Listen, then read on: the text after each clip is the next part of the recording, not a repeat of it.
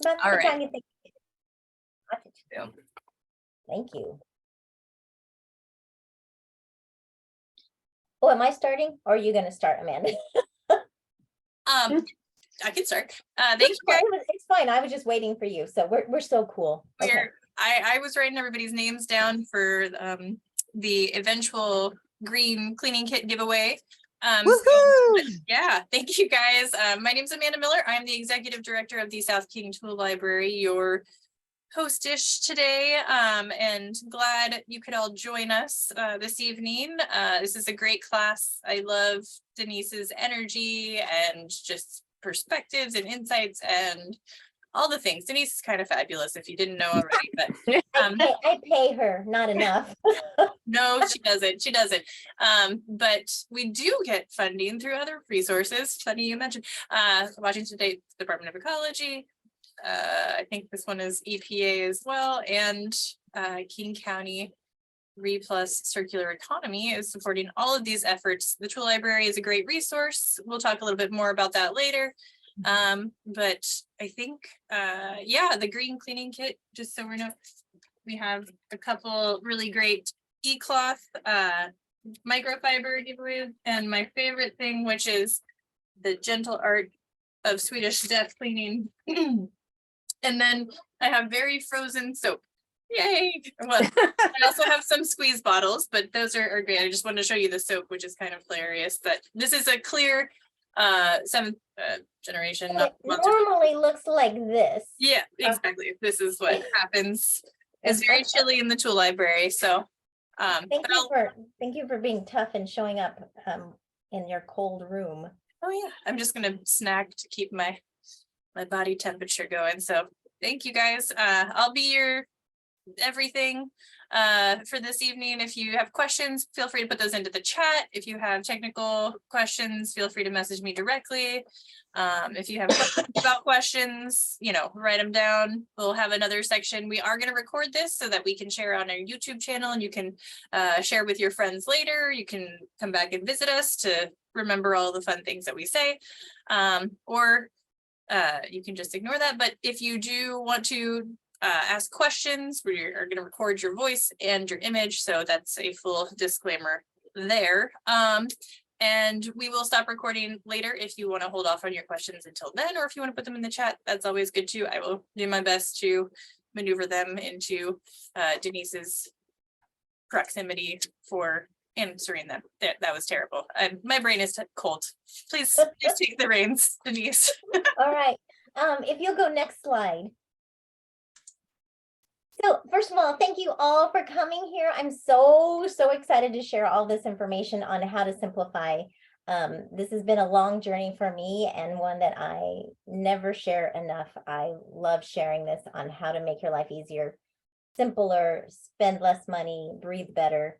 So when I think of cleaning, I think of green cleaning, cleaning for health, residue-free cleaning. They all connect. You see on the screen, Puget Sound Asthma Coalition. So I am the facilitator of Puget Sound Asthma Coalition.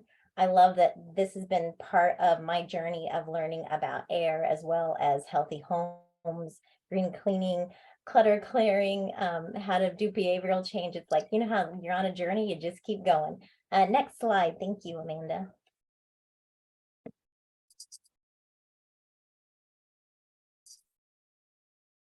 Oh, there. Oh, wait, go back. Okay, there, right there. Okay, so when I first started, and the reason this is so passionate is because this is very personal to me. When I started my cleaning career and helping people. I was actually a cleaner. We had a carpet and upholstery cleaning company, and then we had a stone and tile cleaning company. Along that journey, first thing I learned was that most people in their homes were using things that were too aggressive, too harsh, and were actually causing harm for their surfaces, and they were spending money to have them fixed when it was just their cleaners and maintenance things that were causing problems. Then we started learning that most of what we were cleaning was the residues from all the cleaners that was left behind, that we were cleaning up from all the chemicals that were causing harm.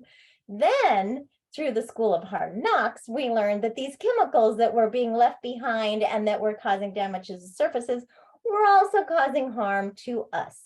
and I had to do some serious detoxing of my system. My husband and I were both chemically exposed from before we knew about air quality and about, what chemicals do to you.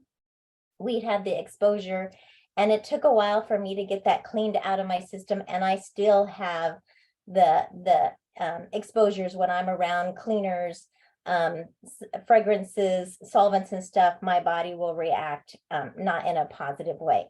This picture that I have here is actually outside of somebody's bathroom. This was something I took because I was going, "Ooh, dude, you shouldn't have this." So chemicals are environmentally wasteful when we have so many, and they're also damaging to our emotional, our mental health, our physical environment, and definitely our financial health. Next slide, please. So just a quick thought, if you didn't know this, chemicals get into our body. If they are in our environment, they're going to get into our body. And the way they get into our body is when we breathe them in, they ingest and they go into our lungs. If they're small enough, they can actually go through our lungs and into our bloodstream, which is very crazy weird. Also, whenever we eat, or if you're cleaning or around chemicals and you taste it, most likely you're ingesting it. And also anything you put on your body or it lands on your face or you absorb in your eyes, you're absorbing it. So just an awareness, whatever we have in our home is kind of where we are. Next slide, please. Okay, now this is the coolest thing. So in our society in general, not everybody, I'm sure not you guys, but in general, we tend to use 90% of our cleaners are what I would call restorative products. They're strong acids, they're strong bleaches, they have solvent, they have fragrances. They are really strong, aggressive. They're disinfectants and stuff, and they're meant more for restoration, like to fix something once it's all gone wonky, not for daily maintenance. And so if you go to the grocery store and you walk down, like before Fred Meyer here in Federal Way remodeled, I measured it. It was 46 linear feet, 6 shelves high of different cleaning products. I would take that down to maybe 2 cleaning products I would use. So just so you know that it's kind of this overkill, but we're not spending all of our energy and time in preventative and mild cleaning maintenance. We're using our normal time to do restorative cleaning. And that's why there was so much damage from normal cleaning, because we were using these aggressive products. Next slide, please.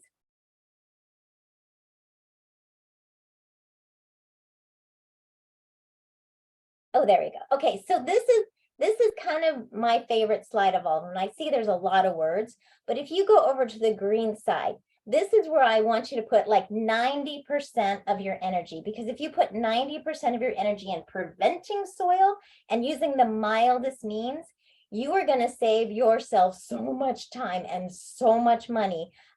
You will never go back. Once you get over to the prevention and the mildest means, you will never go back.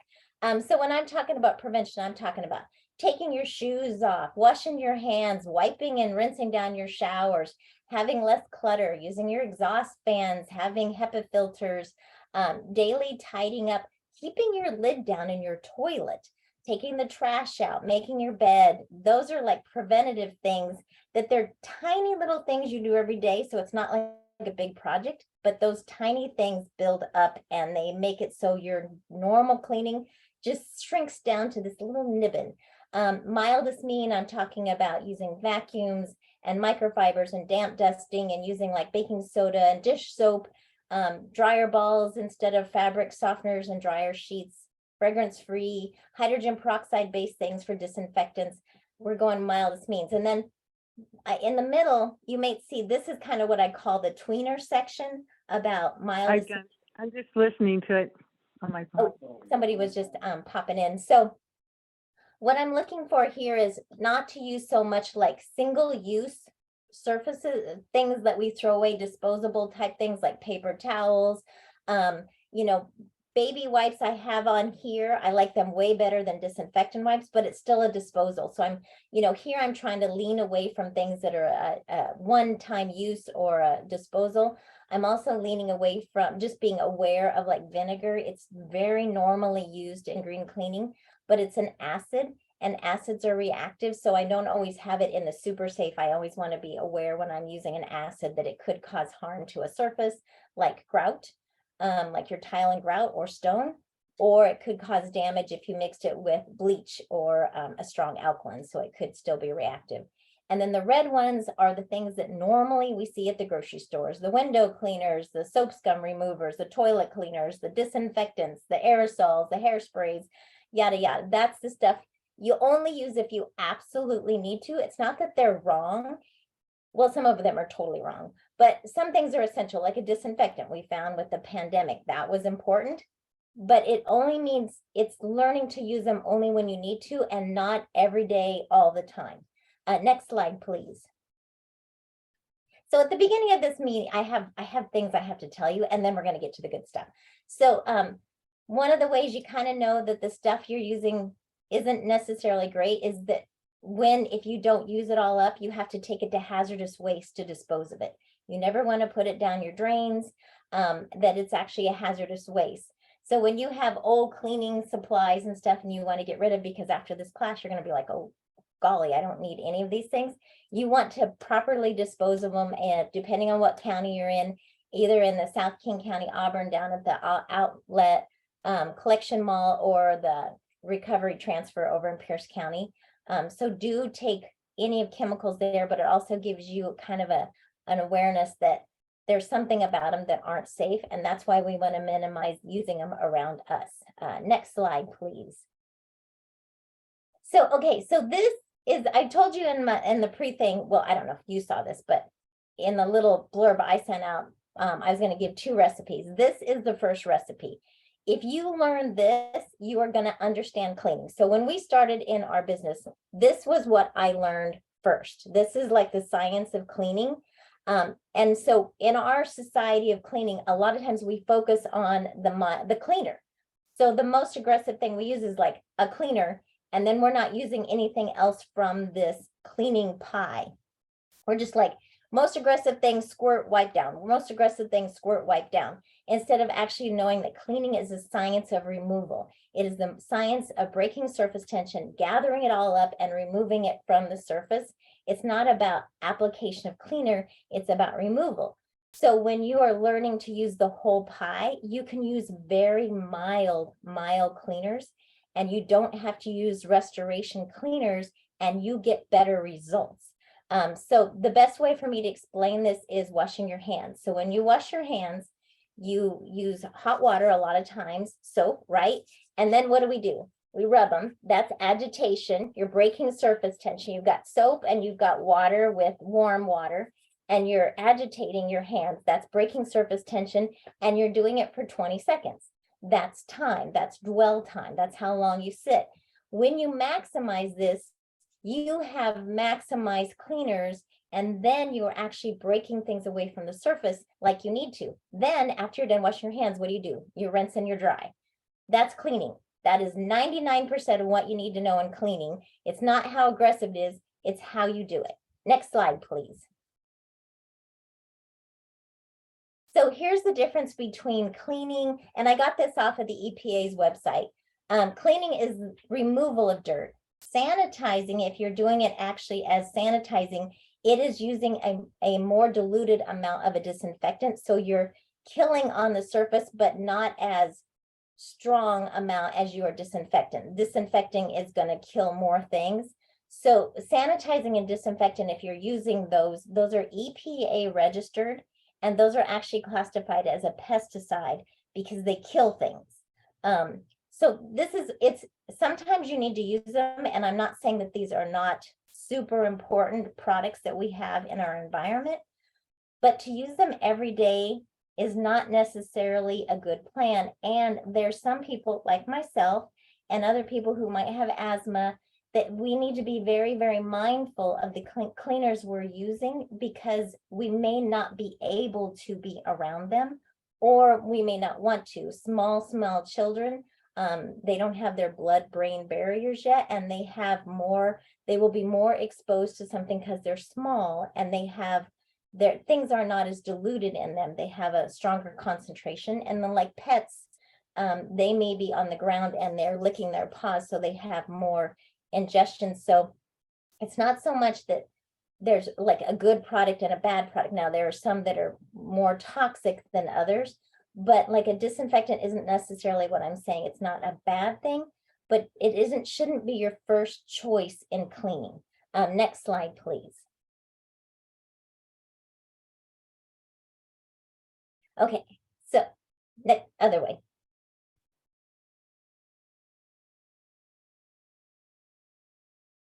Next one, yeah.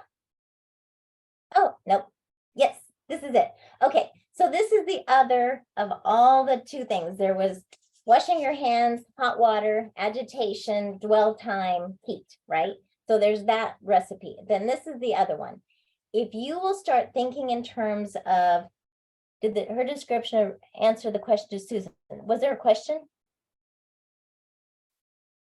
Susan, just ask what you could define restorative, and then Oh you yeah, thank you. line about Thank you. restorative So when I think items. of restorative, I think of something that is needing to be brought back to life.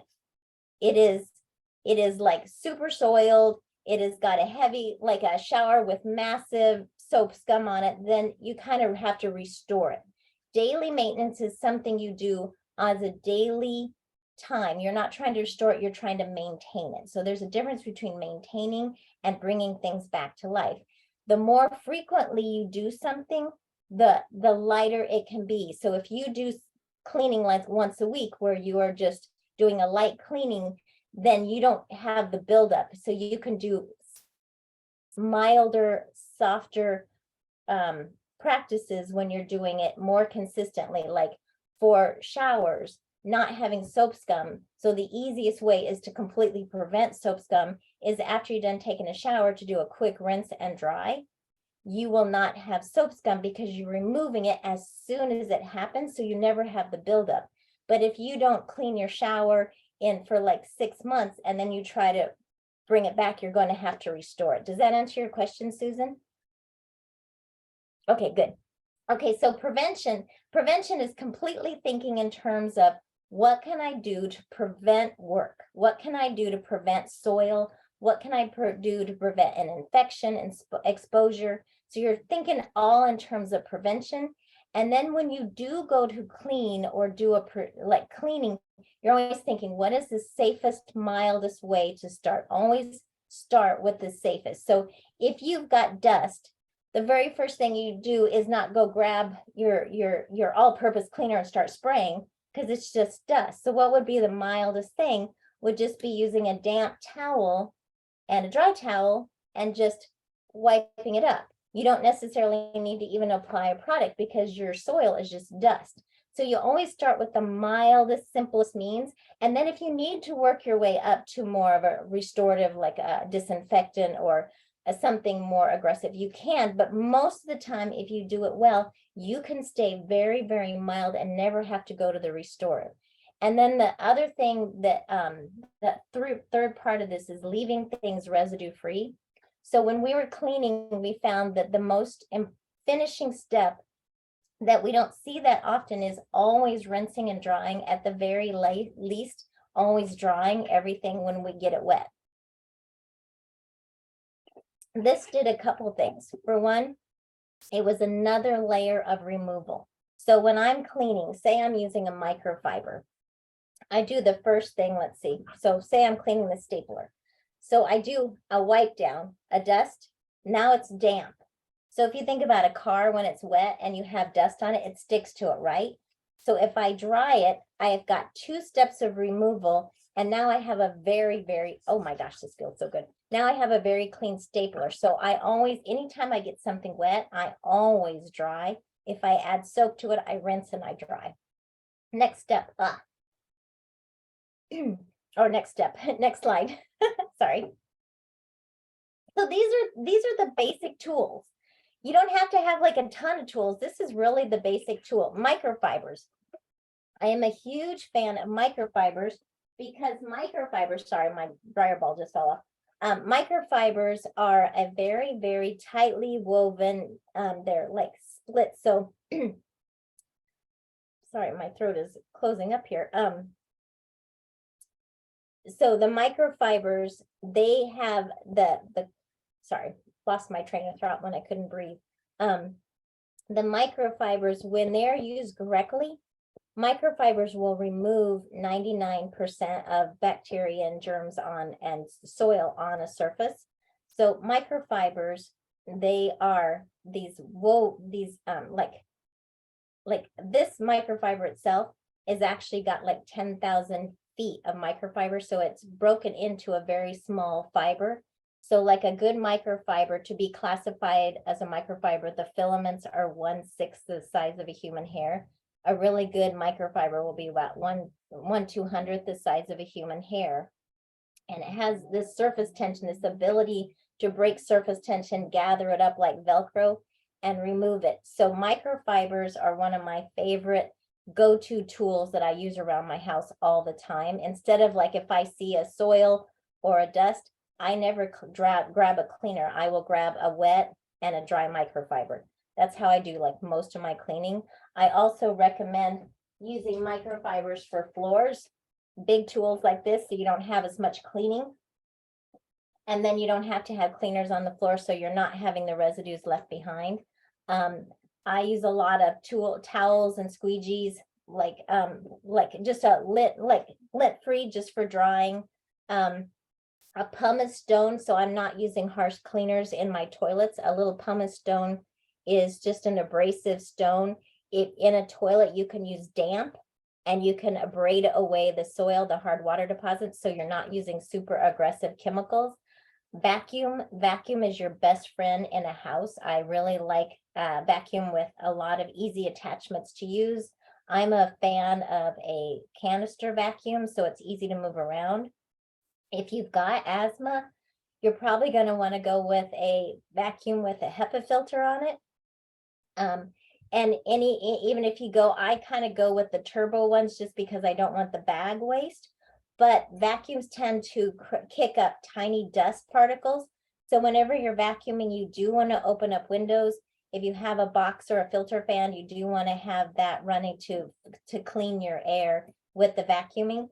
But vacuuming will really help remove the dust in your house. As far as cleaners go, 99.9% of the time I use a cleaner, it is soap, just plain old soap. So dishwashing liquid, saving time and money. This is like my all-purpose cleaner for everything. What I like about it is it's got a neutral pH.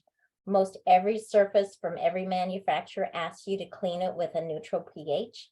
Most everything you get from the grocery store is either an acid or a strong alkaline.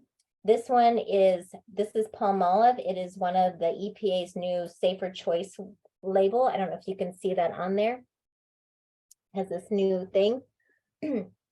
What I like about this is it's pure and clear, so there's no dyes. It is fragrance free. I always go with fragrance free if I can. And I'm going to go down to what the Safer Choice is here in a little bit. And it is got no parabens, phosphates, or dyes. So that's why I use it. The other, for practical purposes, our dishwashing liquids are incredible degreasers, cleaners. They are also super concentrate, so you can dilute it. If you're using it for like a cleaner, it would be like 1/2 teaspoon to 2 cups of warm water. And there you have a cleaner. But this is one of the best cleaners, and you already have it. Most everybody already has dishwashing liquid, so you don't have to buy a whole bunch of cleaners. Having cleaners to clean your countertops and your stainless steel and your shower and your bathrooms and everything is really just a waste of product, because one product can do 99% of all your cleaning. So most of my cleaning is done with either a combination of microfibers or dishwashing liquid and then a towel to rinse and dry it. And you think about all the cleaners out there, that's a big drop, and not having to buy it, not having to have it go into the environment, not have to be manufactured, not have to store it. Couple of other ones, vinegar, lemon juice, baking soda. I will use those for different things, for abrasives. Vinegar and lemon juice is what I call my acids. I will use, sometimes I'll use vinegar in the microwave, mostly in the microwave. It's just hot water. Put a little cup of hot water, run your microwave for 2 minutes, and then wipe it out. So you're not even using a chemical, you're using heat as your maximum cleaning. So I just saw a question pop up. I think it Yes, was just a comment, less Yeah, plastic is always absolutely. good. So I did a test on cleaners, and this was actually for a stone cleaner. It was diluted versus ready to use. For cost, it was for using a diluted one, it was gonna save me $1,700 of using ready to use versus a diluted. And it would have saved over 27 bottles that weren't needed to be manufactured or made. I mean, that is significant. And this is even better because you never have to take this to hazardous waste, because the chances of not finishing your dishwashing liquid before it throws away, I mean, it's just something you will find a way to use because you do dishes. So you never have any environmental waste when you work with dishwashing liquids. A couple other things is the more, especially with these fires, the wildfires we've been having, but also we've been having more particles in the air. And in general, our indoor air quality in our houses usually is not good. It's figured 2 to 5 times worse than outside, unless we're having the bad air fires, wildfires, in which case the outside could be really bad, and then we have a problem. So learning to add air cleaning to our homes is really important. Having an air cleaner, and I'm going to go into the box fan in a little bit, but it's hugely important. Also in your house, having exhaust fans, so that when you're cleaning or cooking or just general purpose after your showers or during your showers, to have your exhaust fans on that'll run out of your house, pull it out. You want them to be very quiet, otherwise you probably won't use them. So you want low sones. Sone is SONE. And it's the sound, how loud they are. You want it to be, I would say, no more than 1.5, but if you can go 1 or 0.5, you're going to be really happy with your fan. Having a great entrance mat, or taking off your shoes, a great entrance mat is like the filter to your house. It will prevent probably 78% of your soil coming in by just taking off your shoes and having a great entrance mat, which is, again, taking things off. Or preventing. I do recommend almost everybody have some kind of disinfectant in their home. I'm going to talk about Safer Choice and the design for the environment here in a sec. But if you're going to have a disinfectant, I in a personal home, I rarely use them. In a commercial setting, there's a little bit different situation, but in your personal home, you have so much more control over what's coming in and out, and you don't have quite the volume of people. So it's better to use really good cleaning practices and disinfectants only as needed and mindfully used. But if you have one, it's like getting a really good disinfectant that has the safer ingredients. And I'll go over that in just a sec. Next slide, please. Yeah, there was one question that came directly to me, and that was about vacuums specifically. And I think you covered that pretty well, but the only other question would be, is there a brand or one thought that I had with that was the repairability of vacuums is a big variable too, and like the life cycle of them, but I'll let Hear it. Yeah, so if you have allergies, very strong allergies and asthma, then having one with a true HEPA filter vacuum, the Miele brand is one of the better brands. It is not an inexpensive vacuum. I think they're about $1,000, and then you have to buy the vacuum bags with it. But that vacuum, because when you're vacuuming, the dust is so fine, it can be a huge difference in somebody's health. So if you can't get one of those, I would recommend using a dust mask, opening up your windows, running exhaust fan, and then running your air cleaner. And I'll show you how to get an air cleaner for $40. So vacuums are really important, but be mindful that they can stir up dust. Next slide, please. Yeah, we do repair events, and they are one of the most popular items that come in because people generally don't clean their vacuums. And yeah, so that's a really good point on cleaning vacuums. I've been in so many houses and the vacuums were full. So especially if you have like a turbo type vacuum, after every time you vacuum, take it outside and put it in the trash. You don't want to put it in the compost because you might be picking up plastics and stuff like that in your home. So you do want to put that in the trash. but you want to do it as soon as you're done cleaning. Don't leave dirty vacuums in your house. If you have a bag, you want to be never letting it go over half full, because most of the time I see them, those vacuums are full, and if you're going to use a tool to clean for health, the tool needs to be healthy. As far as simplifying your cleaning, honestly, when I clean my house, I use microfibers. I use microfibers for practically everything. So I'm using a 2-towel system. So I have one of the microfibers is damp. And if you don't like microfibers because of the texture, if you get them damp, it's not going to be as tacky. And also if you go with a high quality microfiber, that helps a lot. When you're dusting, you want to do something with a damp dusting, because dusting, you don't want to use like a feather duster, because that's going to just stir up your dust. And then you're just going to be chasing your dust all the time. Plus you stirred it up and you made it airborne, and that's going to go into your breath, and it's going to kind of cause indoor air pollution. So when you're dusting, again, cleaning is containment, it's breaking surface tension and removing. So dust doesn't have much surface tension, it's just kind of lightly sitting on something. So then it's mainly about containing and removing it safely. So I always use a damp dust, and so I'm going to be wiping around my house and dusting, and it's going to be damp, dry, damp, dry, damp, dry, just removal, removal, removal. It's the same exact system I use when I'm just using the microfibers to clean. I have one damp and one dry. I have a silly question. Yeah. These, what about books? I might have too many books in my house, but I don't think I want to put the wet cloth. Right. So one thing, so when I say wet, this is very light. It's like a tacky damp. It's just damp. It's not wet at all. Like if I squoze it real hard, there would be no water coming out. It's just barely wet.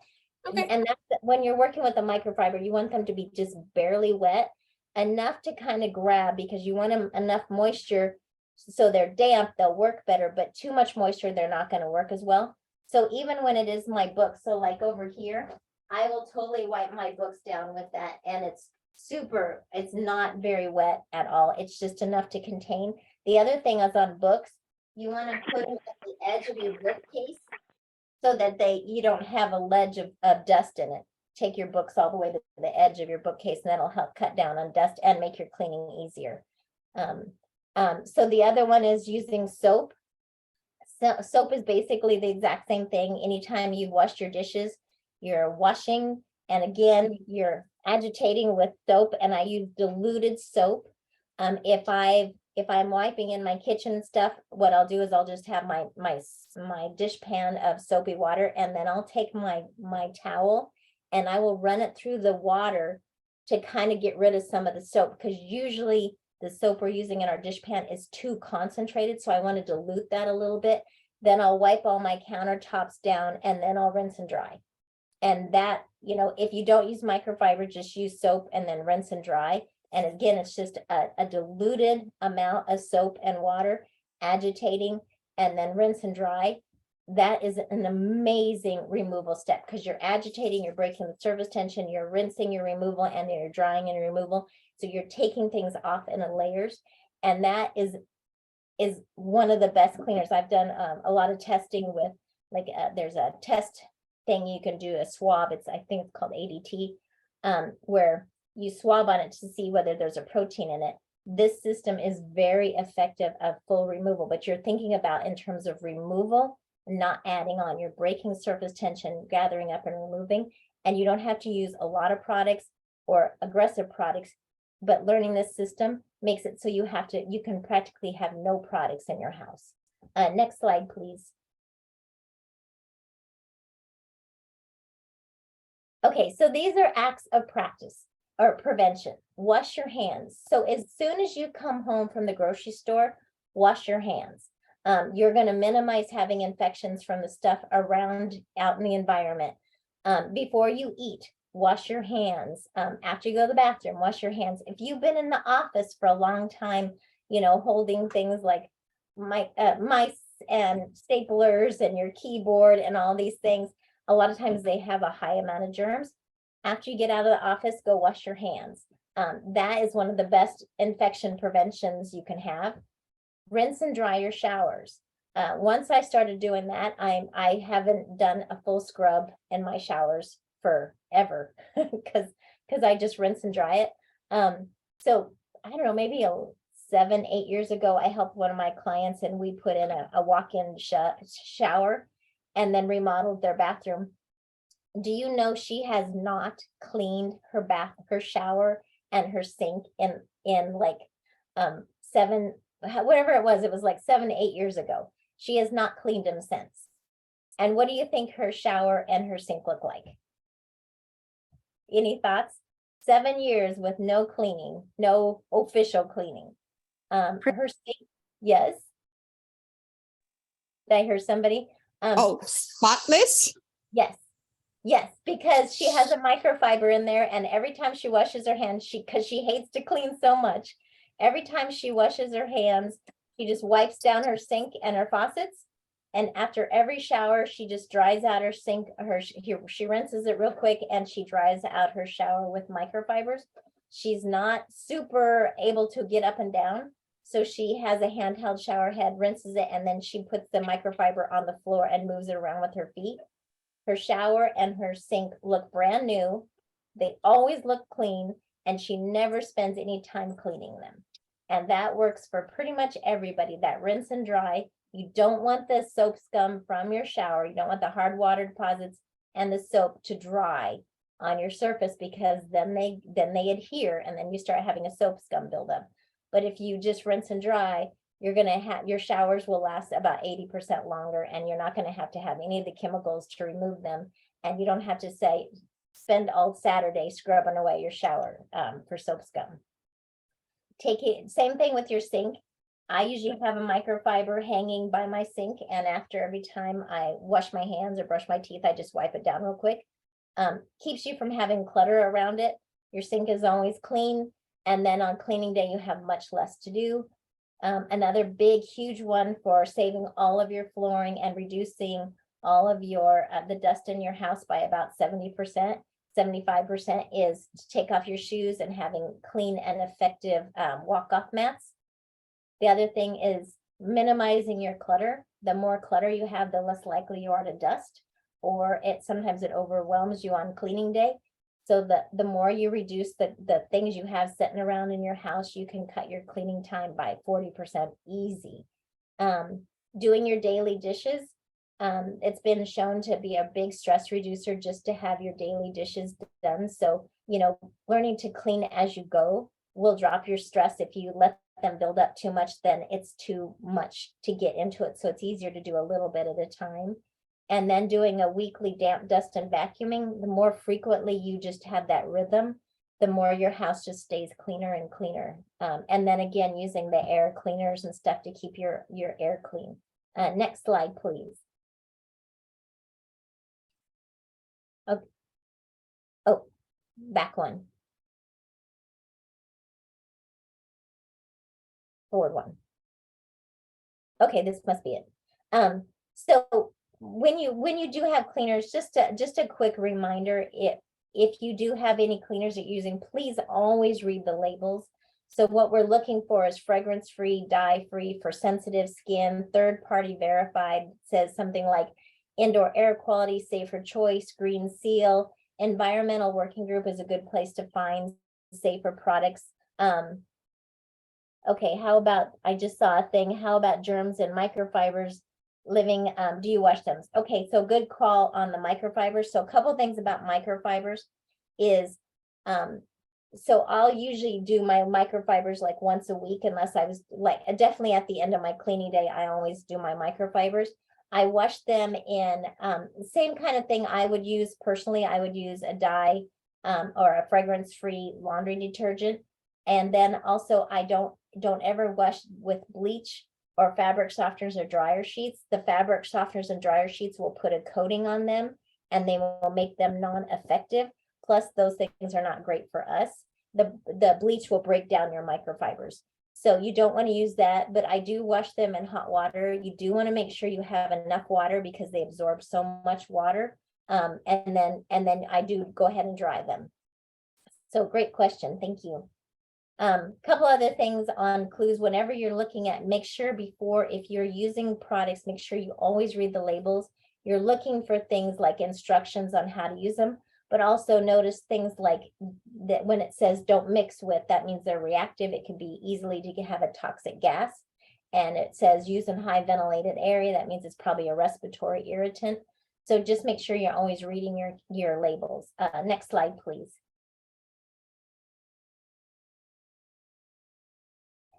This is the safer choice. The EPA has the safer choice now, and it's a label that's helping you use safer products. So if it has the safer choice label on here, like that right there, or on the screen, you know, it's got a better chance of having safer products. If you can go on the Safer Choice website and look for fragrance-free products, and that helps. And then also, if you go to Design for the Environment, it will help you know which of the disinfectants are safer. You usually hydrogen peroxide, lactic acid, citric acid, isopropyl alcohol. Those are the safer of the disinfectants. So if you have asthma, or if you're just wanting to use safer disinfectants, make sure you do use safer disinfectants. Some of the other ones can actually cause asthma. Next slide, please. Okay, so one thing about cleaning is our wonderful tool library. So I popped in there this last weekend after your great event for recycling electronics and shredding. Thank you, Amanda. And I popped in, and you guys do have a Bissell steamer, a Bissell cleaner, and a lot of shop vacs and scrapers, a pressure washer, like a steamer for taking off wallpaper and stuff like that. But I'm thinking, you know, you guys could definitely use a carpet cleaning machine, upholstery cleaners, more vacuums.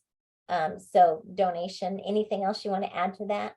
We do have a pretty cool HEPA backpack vacuum that was used commercially by a contractor when he was cleaning up his work site. But yeah, I mean, there's a lot of things to be said with just reducing the amount of stuff that people have too. So our idea of having a tool library where you're not storing and keeping things around, then you don't have to clean them. I do, but the you know, the idea of a sharing economy and recycling events and repair events just go hand in hand. When you do make an investment to have things like, you know, we were talking about vacuums, it's an investment, right? And there's not really a label that they've come up with yet that shows how repairable or how maintainable or what else you really need. So I have like I have long hair. So does my daughter. So does my mother-in-law, and my husband and my son also have hair, even though they refuse to admit it. They're part of the problem. Inevitably, hair gets wrapped in our vacuums, and one of my favorite tools at home is a seam ripper for our vacuum to Yeah, great get the idea. hair out of this spiral thing. I just wanted to throw that out there. Also, there was another question about microfiber being similar to old cotton clothes, where, you know, traditionally we've used like cotton materials.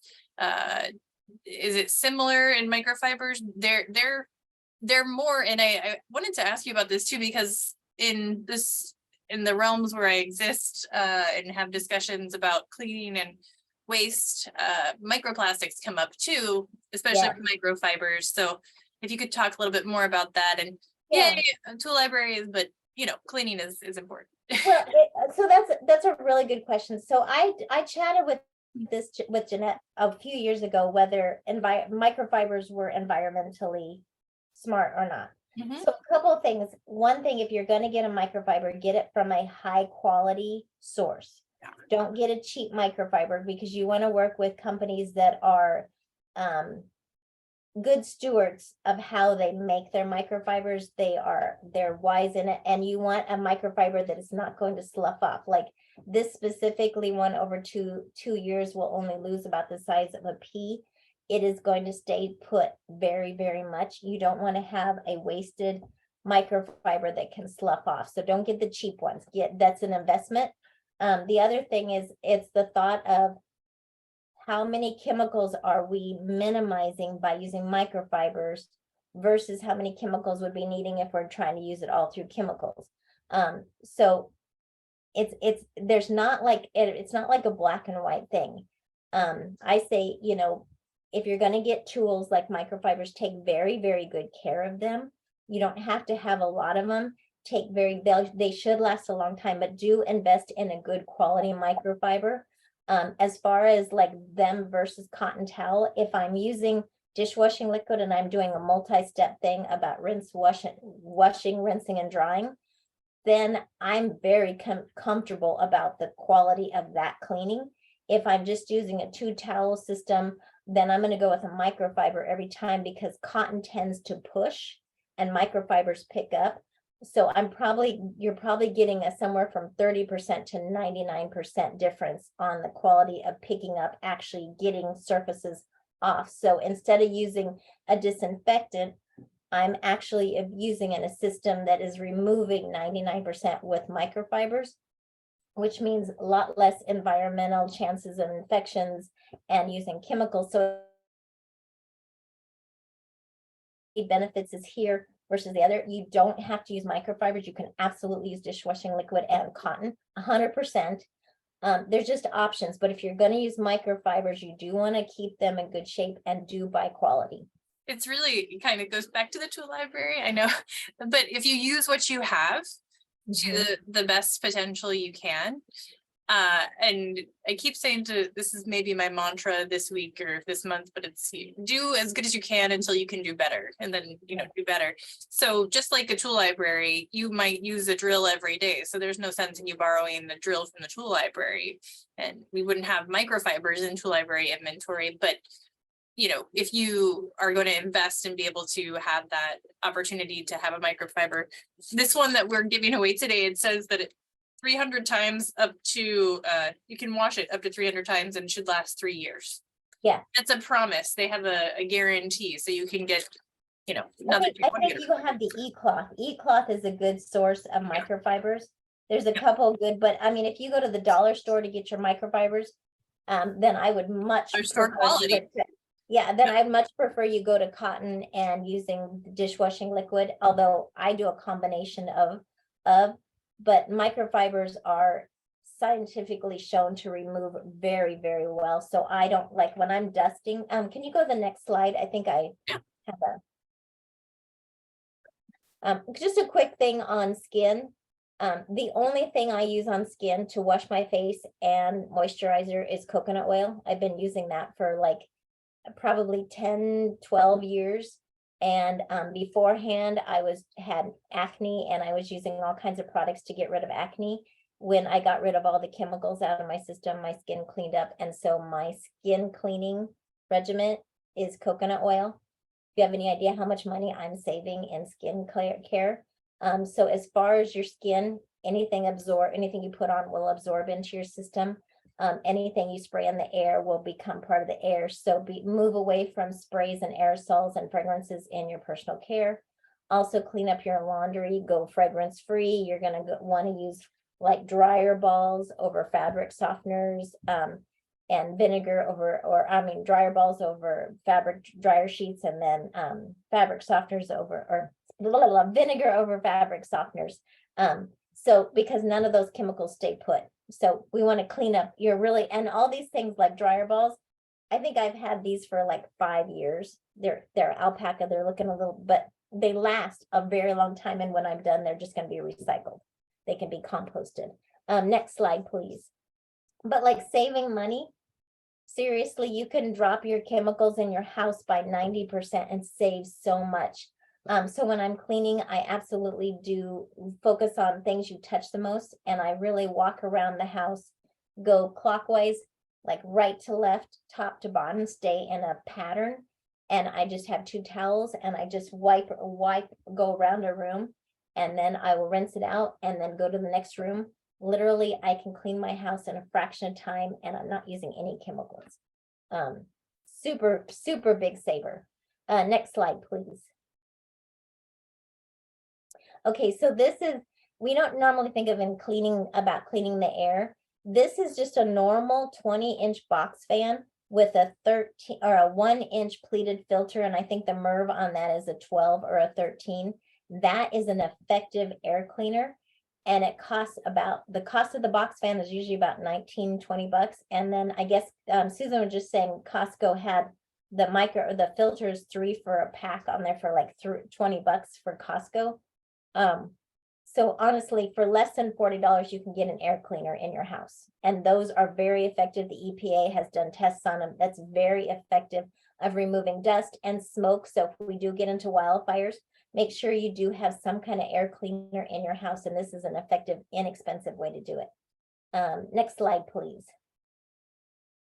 Okay, so showers, honestly, if you get a handheld shower head in your house, in your shower, it's a great investment. After your shower, just do a quick rinse. And then I actually like towels over squeegees because a lot of times there's curves and bumps and stuff, and I can dry it out and I'm cleaning as I go. And then you don't have to clean on cleaning day. Same thing with sinks. Clean it out as you go and you don't have to clean on thing. As soon as you start your water in your shower, run your exhaust fan, you're going to pull out moisture and you won't have as much mold in there. Before you flush the toilet, put the lid down and you're not going to have all the smear that comes up. Don't ever see a video on that. It might traumatize you. And look at your toilet paper. If it's super linty, you're going to have more dust in there. So look for less linty toilet paper, and your bathrooms will drop down on how much time and energy you put into, like 90% by those tips. Next slide, please. Just one question about the size of the filters in the last slide. Yeah. I think it would probably be relative to the size of your fan. You just want to Yeah, have one so the that's bigger. filters are a 20-inch box fan. So it's a 20 the box fan is 20 inches and the filters is 20 inch. You want a 1-inch pleated, and it's going to have a MERV rating of about a 12 or a 13. You don't want to go more than that because it's too much for the fan. But that is effective for removing smoke from the wildfires. And it also will clean the air in your house. So if you're cleaning out the house, if you're cooking, if you're sorting papers, whatever you're doing, it's a good thing to have those running. Don't run them when you're not home. So just a quick thing on dust. I think this is such a cool graphic. The little red one is your red blood cells. A couple ones down is small particles of dust, and then coronavirus is lower. So this is how small things are. You can't actually see them in the air, but the filters will catch them in the air if you have a filter system. But a lot of these particles are so tiny, they can get deep in your lungs, but we can't see them. And so if you can see things, you really got some pollution going on, but a lot of times the dust is so tiny, we don't see it. So we're trying to filter that out too. Next slide, please. Oh, okay. So good question on the box fan. So you have a box fan and they're asking like, which side do you put the filter on the box fan? And when you put the filter on, all you need is a little bit of tape to hold it on. You just don't want it to fall out. So the fan is going to suck from one side out, right? So it's sucking. So you put the fan on the side where the air is coming in, where it's sucking in. Like it would almost kind of hold your fan in because it's sucking. That's the side you want the fan in. So it's like it comes in, it goes through the filter, and then it goes out the other side. So if that helps, it's on the outside where the air is coming through. Floors. I'm a big fan of using microfibers because after doing all this cleaning and for stone and tile, that was mainly residues on the floor. Microfibers is a great way to clean your floors. And then your animals and kids and people won't have the exposure to the chemicals left on there. Again, shoes off, weekly pickup, vacuuming, microfibers, easy, very simple. Everything is used over, vacuums used over and over again. Microfibers are used over and over again. Dishwashing liquid is diluted. So you're really minimizing how many things you have to have in your house. Very simple. Next slide, please.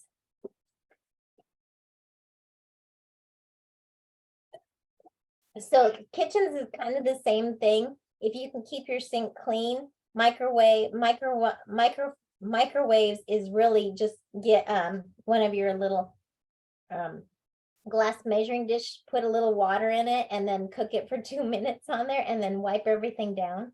Microwaves don't even need chemicals.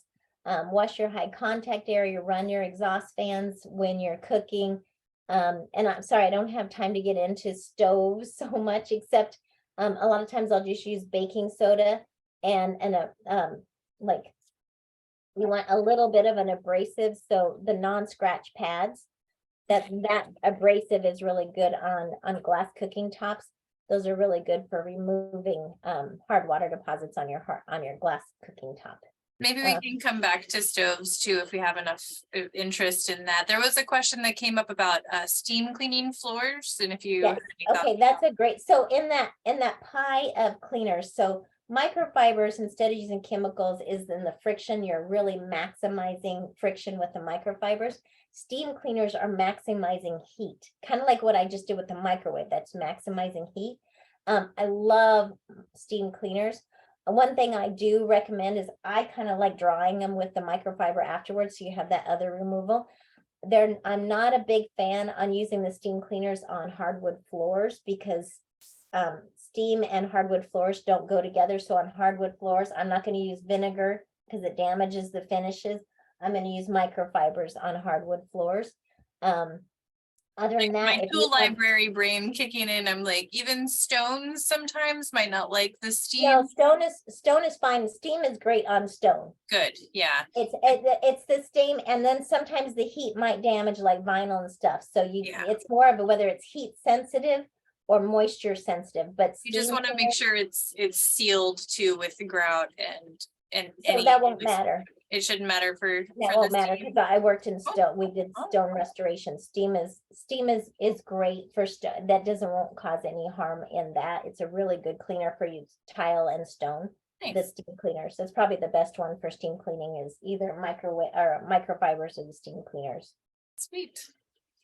Okay, Sorry, so I went know right that ahead. I gave you guys a ton, and I just watched a big thing on germ, like a national thing on germ busters with for like janitorial and stuff just yesterday. And they were saying, education, keep learning, keep learning, keep learning was a message they kept saying of they're always teaching their staff. In cleaning, we never when did we learn how to clean? I mean, really, it's not Right something now. we're taught. I mean, we kind of like through what we kind of absorb from our parents, what we learn from the companies trying to sell us things. But honestly, this is a science. And so I think I put way too much in tonight but it's like one time you hear this message and then hear it again and try it and start playing with it of just rinsing and drying, using soap and water, rinsing and drying, and feel your surfaces. How does it feel when you have removal, when you're using a 2-towel system? Start feeling it. There's a difference when there's no residue left behind. It's amazing. So you start minimizing your chemicals and saving yourself so much money. Whoops, let me have I have a dog that wants out. Sorry. It's So Journey. I saw another question. Cleaning fans. Cleaning fans. Oh, and so good call. So different things. So first of all, your filters. So before I get to fans, always if your filters, if you have them on the fan, if you start seeing, you always want to get at least 2 filters, because then you can see when they start getting dirty. You want to go ahead and change them out. You also want to change your furnace filter. We're probably going to be going through more filters because of the wildfires than we ever have had before.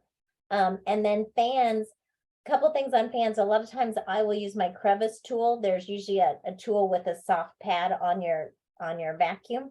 I will vacuum off the fans. And then I might clean them with a microfiber, but I always vacuum them first to kind of get all that dust. Does that help? And different fans need different things. So, your bathroom fan, you want to be careful cleaning that with, when you reach up there and how you disconnect, if you disconnect anything, making sure you can reconnect it. And then, So a lot of times your exhaust fan will have the cover. a cover on it, and you can take the cover off and wash it. Yeah. And then vacuum around there if you can. If you can't, then you're just going to have to use like microfibers and stuff to kind of get in there and remove that. If you're working over your head with something really dusty, you might want to wear a dust mask so you don't get all the dust Like me under the sink trying. No, that's what I was just thinking right afterwards. I was just thinking about that a lot. It's way funnier for me since I wasn't doing it. I Awesome. do want you, if everybody gets a chance, do try to use the 2 towel system with microfibers. One is a tacky damp and one is dry. I usually, my dry one is almost always like what I call a window cloth. So it's silkier and it's not as tacky. But start feeling the difference of residue free when there's nothing left behind. So when I'm done cleaning, I don't want cleaners left behind. I don't want fragrances in the air. The surfaces should just be the surface. So if I have a peanut butter and jelly sandwich on it, the only thing that peanut butter and jelly sandwich is going to touch is my countertop, not germs, bacteria, cleaners, anything left behind. Nice. I just wanted to throw this up here in case anyone had any questions about the upcoming events for the tool library, but make sure you had enough time to give your contact information or and I want to give somebody the green cleaning kit that we have too. So I'm gonna Oh, yes. randomly select a name. Those that are logged in as one person and our multiple people will not be counted for more than one tally. And they know who they are. So I did have another question for you too after we do this, but let's see. Drum roll, anybody? No? All right. How about Pansy? Pansy's still here? If it's the Pansy that I Yeah. know. I'm here. Yeah. All right, congratulations. Thank you so Okay, much. does everybody kind of get in the gist of what I'm saying about prevention? Mildest means, leave things residue free, use the same things, use, like if I have a product in my house, I want to use it multiple ways. So instead of having like 50 different products, use one product 50 different ways. And use it where you're going to never have any waste going into the environment, but you're not going to have buying it. You're not going to have chemical waste. You're not going to have clutter. You can save the environment support, but also financially, it's huge. Yeah. Did you want to go back to ovens and stoves maybe? Oh, back to ovens, Yeah. ovens. Okay, so a couple of things on ovens. One thing I do want to, before I forget about ovens, before I get going, if you have a new oven, don't put aluminum foil in the bottom. It used to be a standard practice to put aluminum foil in the bottom of ovens, so you have kind of a drip. That can ruin your oven. So don't do that. If it's especially the newer. And then if you have questions, so one guide I always want to go to with ovens is go to your manufacturer. So the manufacturer ovens will always have information on care of their ovens. So there's different ovens will handle different things. Like a lot of times you can put like baking soda in the oven overnight and it will help clean it. But if you have different ovens, it may not be a great idea. So know your oven, know your specific oven. One thing is like, it's a good thing to wipe it out at the bottom. So you're not just waiting until it builds up, wipe it out. Some of your ovens will have what's called a steam, where you just put a little water in the bottom and you have a steam setting on it, and then you can wipe that out.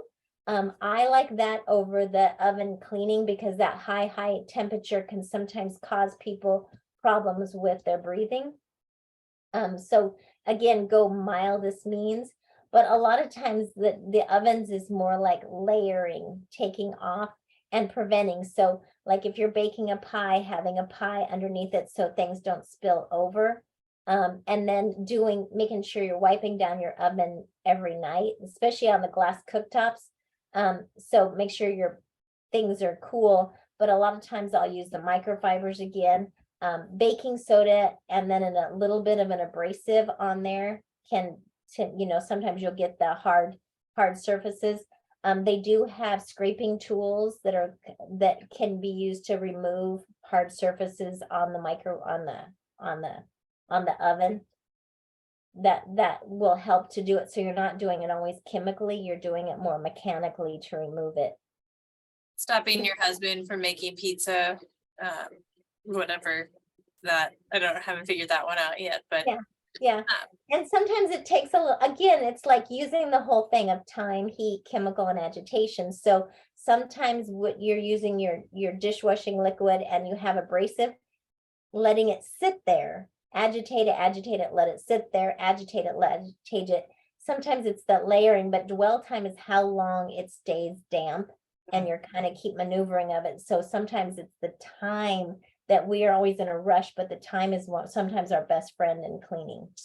Yeah, somebody said the glass top scratch easily, and that is definitely the case. That I know I have had success so putting on that baking soda and then lemon juice and just, small circular motions and And the doesn't lemon look juice new. will activate it, so you're kind of getting that bubbling, that reactive, Yeah, where yeah. 99% you don't ever want to combine chemicals. Yeah. Baking soda and vinegar are one of the safer ones. You can actually do it, but don't ever do it with any other chemical because it can literally kill you. If you put bleach and acids together, and even high alkalins. One interesting thing is you never want to put bleach in your litter box. Like if you're cleaning out your litter, Because of, never put bleach in it because of the ammonia. yeah. You can have the gas come from just that. So it's, so it's always like less. So thinking about cleaning just dishwashing liquid and just rinsing and drying, even on a litter box, you don't always have to do the aggressive. Isn't ammonia in human urine too? Wouldn't that be a thing that you don't want to clean your toilet with then? Well, I'm not a big fan of you. Well, you always want to flush your toilet before you put the chemical in. Sure, yeah. I mean, I guess that's just the particulate, like it would freak me So out. when urine comes out, it is let's see. So when it comes out, it's usually neutral to acidic, Right, but then it dries as an alkaline salt. yeah. So it's more in the drying part that comes. But again, toilets using bleaches and stuff like that. Bleach is just a thing. Bleach is a corrosive and may cause severe irritation and damage to eyes and skin, harmful if swallowed. Protect eyes when handling. Avoid breathing vapors and use only in well ventilated areas. Bleaches is one of those things that can actually cause asthma. There's a lot of people who have been caused asthma by being combined, just having so much bleach exposure or combining it with another chemical. That was gonna be another question I had, is for folks that are in the industry where they do cleaning, like, and don't have the options to have choices for better chemical combinations or chemical discretion. Oh my gosh, that's such a great question. Okay, so if you are in the industry, first of all, your health is worth more than whatever you're cleaning. And I want you to know that your health is important. And so go working with your employers about getting in and using what, like the EPA safer choices, chemicals, using green cleaners. There's so much research from the universities that they've gone to green cleaning at how much money they've saved and how much safer it is. So there's a lot of benefit to the employers for using it, but you need to start not using it, because if your exposure, your chances of getting sick by being around chemicals is very high. What does they figure? Work related, 1 in 5 people who are cleaning will end up with asthma because of the chemicals you're in. So a couple things: if you're working in cleaners, always run your exhaust fan, crack windows, increase the ventilation you're working with. Be mindful never to spray cleaners. So if you are cleaning and you have like a spray cleaner like this, you're always going to put it into a towel. Never ever spray a cleaner in the air. Never put it airborne, because your exposure rate goes way up by just how you're using it. Never use aerosols in your cleaning. When you have an aerosol, those are tiny, tiny droplets. They will get into your system and way faster. So if we're in the Asthma Coalition, one thing I really want to do is talk more to cleaners that do the cleaning because of the high risk. But we also have to take care of ourselves. And I know sometimes in the cleaning field, we don't always feel like we have a voice. But the more of us working together and seeing the science behind, like using microfibers and what the schools are doing, universities are doing in green cleaning, seeing the benefits. And actually for the employers, when they start using like cleaners and they're using green cleaners, they can usually save a lot of money, and they will also increase how many people will want to use them as as a company, because of most people really do appreciate when you're using more green cleaning and safer products.